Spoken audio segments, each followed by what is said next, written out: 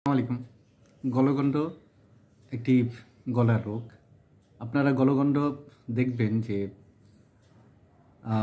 বিভিন্ন বয়সে এই গলগণ্ডটা দেখা দেয়। গলগণ্ড মানে গলার একটা সাইড একটা ফুলে যায়, এরকম একটা বড় পিণ্ডের মতন বাইরে বের হয়ে আসে। এই গলগণ্ডটা নিয়ে অনেকেই খুব দুশ্চিন্তা করে। গলগণ্ড অনেক সময় অনেক বড় হয়ে যায় এবং শরীরে নানাবিধ সমস্যা হয় এবং ইংরেজিতে এটাকে গয়টার বলে। অনেক সময় দেখা যায় এটাকে অপারেশনও করতে হয়। তো ওই জটিলতা থেকে মুক্তি পাওয়ার জন্য, যাতে অচিরে এটাকে দূর করা যায়, সেই জন্য একজন বিখ্যাত ডক্টর E.B. নেশ তিনি একটা হোমিওপ্যাথিতে একটা সমাধান দিয়েছেন এবং তিনি বহু রোগীকে এই ওষুধটি খাইয়ে তিনি ভালো করেছেন।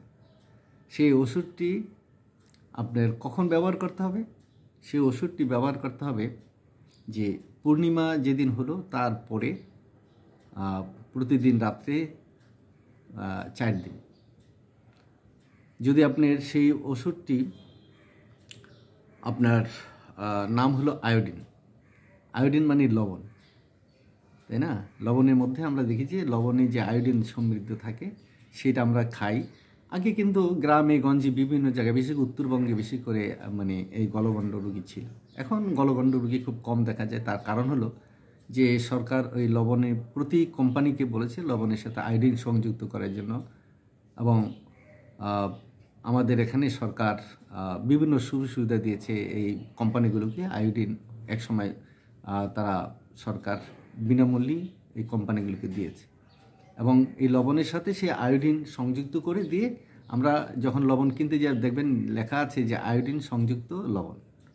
অর্থাৎ এই আয়োডিনটা অভাব হয় তাহলে এই গলগণ্ডটা বেড়ে যায়। আর যদি আপনার লবণের মধ্যে আয়োডিনটা পরিমাণ মতো থাকে তাহলে আর গলগণ্ড হয় না। এবং আমাদের দেশে এই আয়োডিনযুক্ত লবণ আসার পরে এই গলগণ্ডের প্রবণতাটা খুব মানে দেখা যায় না, ভালো হয়ে গেছে অনেকেই, কিংবা অনেকেরই গলগণ্ড হয় না।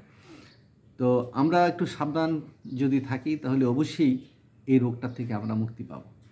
আর যাদের হয়ে গেছে কিংবা যাদের একটু বড় হয়ে গেছে তাদের জন্য আমার এই সাজেশন হলো যে আগামীতে যাতে কোনো বড় ধরনের অকারেন্স না ঘটে, আপনি যাতে কোনো রকম বিপদে না পড়েন, এটা অপারেশনের দিকে যেতে না হয়, সেই জন্য যে আমাদের যে চাঁদ যখন ওঠে, এটা যখন পূর্ণিমা আসে, পূর্ণিমা যেদিন হলো তারপরের 4 দিন রাত্রে 4-5টা করে বড়ি যদি আপনি খান আয়োডিন হোমিও দোকানে গেলে আপনি পাবেন।